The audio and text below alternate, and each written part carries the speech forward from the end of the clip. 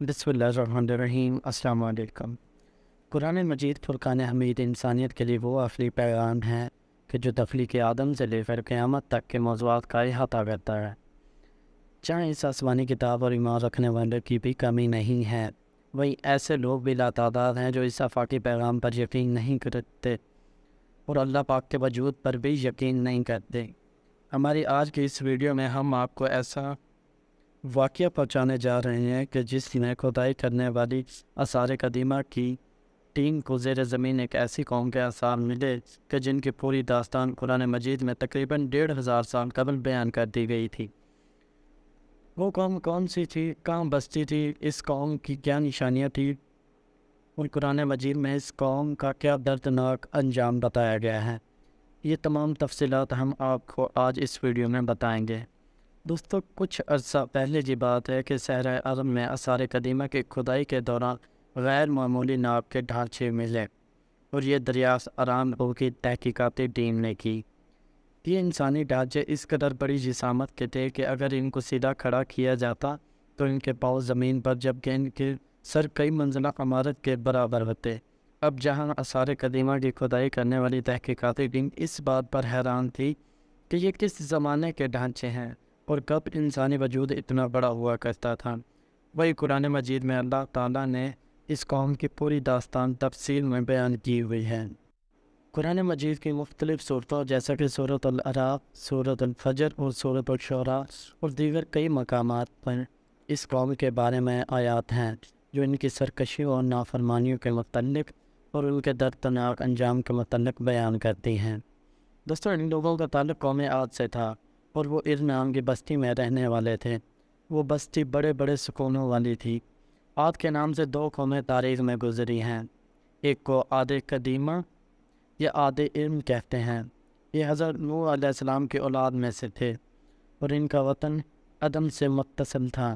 ان کی طرف حضرت ہود علیہ السلام کو بھیجا گیا تھا، لیکن قوم عاد کی بدعمالیوں کے سبب جب انہیں تباہ کر دیا گیا تو حضرت ہود علیہ السلام حضرموت کی طرف ہجرت کر گئے۔ ان کی رہائش احقاف کے علاقے میں تھی۔ احقاف میں بسنے والی اس قوم نے بہت ترقی کی۔ اللہ تعالیٰ نے اس قوم کو غیر معمولی قد و قامت اور قوت عطا فرمائی تھی۔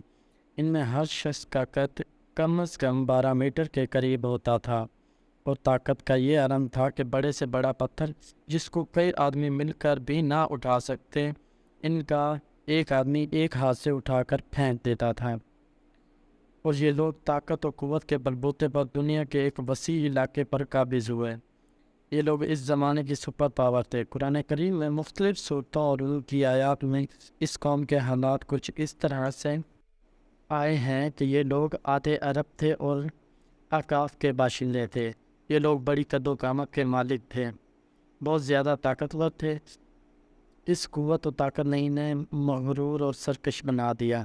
یہ لوگ کمزوروں پر ظلم ڈھاتے، بت پرست اور مشرک تھے۔ خیمے ہونے کے باوجود اونچائی پر مضبوط محل بناتے اور ان پر فخر کرتے۔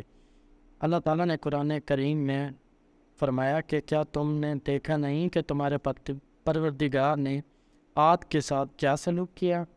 اس اونچے سکونوں والی قوم میں علم کے ساتھ جس کے برابر دنیا کے لوگوں میں کوئی اور قوم پیدا نہ کی گئی۔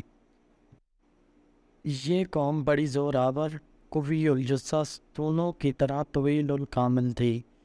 ایسی قد و قامت والی اور طاقتور قوم نہ اس سے پہلے پیدا کی گئی اور نہ اس کے بعد میں۔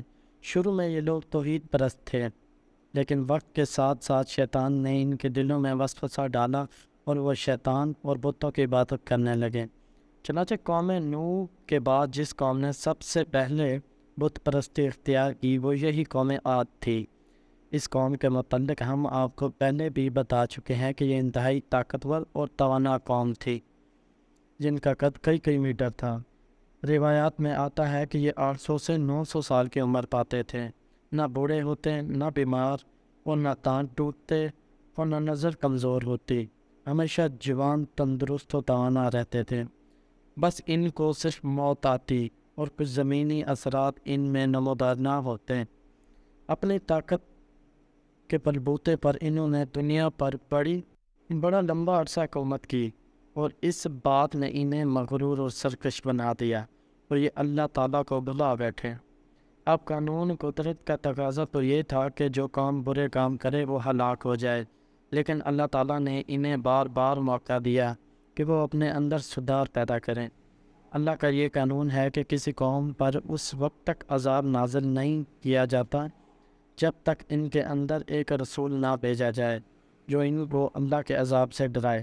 چنانچہ اس اصول و خداوندی کے تحت قوم عاد کی طرف حضرت ہود علیہ السلام کو مبعوث کیا گیا تاکہ وہ اس قوم کو ہدایت کا پیغام دیں اور ان کو عذاب سے ڈرائیں۔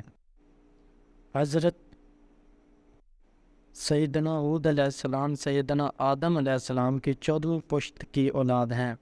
آپ کی عمر شریف اس وقت 464 برس تھی۔ حضرت ہود علیہ السلام نے اس قوم سے جو خطاب کیا وہ قرآن پاک میں محفوظ ہے۔ سورۃ الشعراء میں آتا ہے کہ حضرت ہود علیہ السلام نے اپنی قوم سے کہا کہ میں تمہارے لیے ایک امانت دار پیغمبر بنا کر بھیجا گیا ہوں، اور فرمایا اے میری قوم تم سب اللہ کی عبادت کرو کیونکہ تمہارے لیے اس کے سوا کوئی اور معبود نہیں۔ پھر حضرت ہود علیہ السلام نے انہیں مطمئن کیا کہ تم نے بڑی کاریگری سے بنائی ہوئی عمارتیں اس طرح سے رکھ چھوڑی ہیں جیسے تم لوگوں نے ہمیشہ زندہ رہنا ہے، جیسے جس کی پکڑ کرتے ہو پکے ظالم و جابر بن کر پکڑتے ہو۔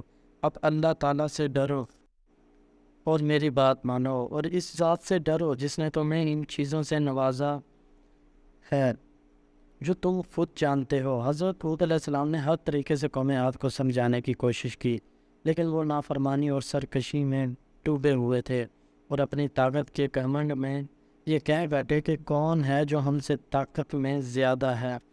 اس قوم کے سردار حضرت ہود علیہ السلام سے کہنے لگے کہ ہم تو یقینی طور پر دیکھ رہے ہیں کہ تم بے وقوفی میں مبتلا ہو، اور بے شک ہمارا گمان یہ ہے کہ تم ایک جھوٹے آدمی ہو۔ حضرت ہود علیہ السلام نے جواباً کہا کہ میرا پروردگار تمہاری جگہ کسی اور قوم کو یہاں بسا دے گا اور تم اس کا کچھ نہ بگاڑ سکو گے۔ بے شک میرا پروردگار ہر چیز کی نگرانی کرتا ہے۔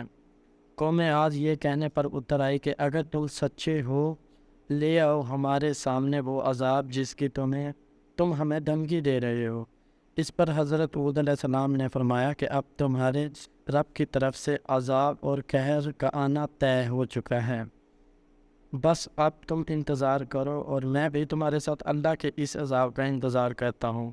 وہ ظالم قوم حضرت ہود علیہ السلام اور ان کے پیروکاروں کا مذاق اڑاتی رہی اور کہتی رہی کہ تم پر ہمارے بتوں کی پھٹکار پڑی ہے، اس لیے تم ایسی باتیں کرتے ہو۔ حضرت ہود علیہ السلام نے دعوت حق دیتے رہے یہاں تک کہ ان کی قوم نے کہہ دیا کہ آپ ہمیں سناتے رہیں، ہم اپنی روش نہ چھوڑیں گے، یہ تو پرانے لوگوں کا دین ہے۔ آخرکار حضرت ہود علیہ السلام نے اللہ تعالیٰ سے مدد کی درخواست کی اور اللہ تعالیٰ نے یہ درخواست قبول فرمائی۔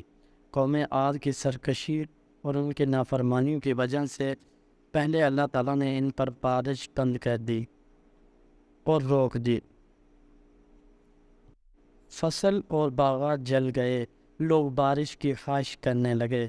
پھر ایک دن سیاہ بادل انہیں آتا ہوا نظر آیا تو وہ خوشی سے ناچنے لگے کہ یہ بادل ہم پر برسے گا، لیکن اصل میں بادل کی صورت میں وہ قہر الہی تھا جس عذاب کی وہ جلدی مچا رہے تھے۔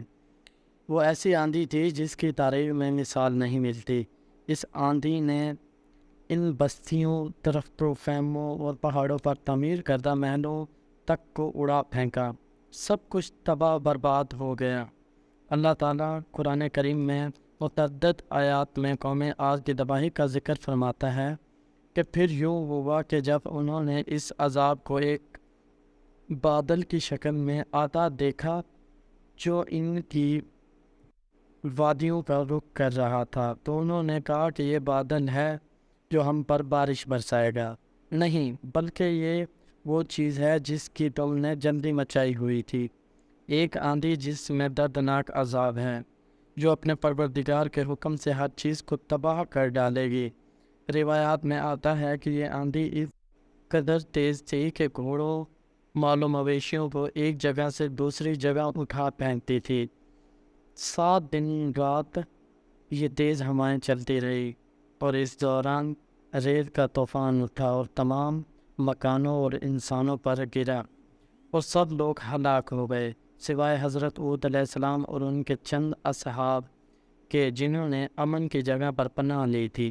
وہ بچ گئے اور پھر اللہ تعالیٰ نے اپنی قدرت سے اس قوم عاد کو عبرت کا ایک نشان بنانے کے لیے محفوظ کر دیا۔ جیسے ہم نے آپ کو ویڈیو کے شروع میں بتایا کہ کس طرح آثار قدیمہ کی کھدائی کرنے والی ایک ٹیم کو اس قوم کے آثار ملے۔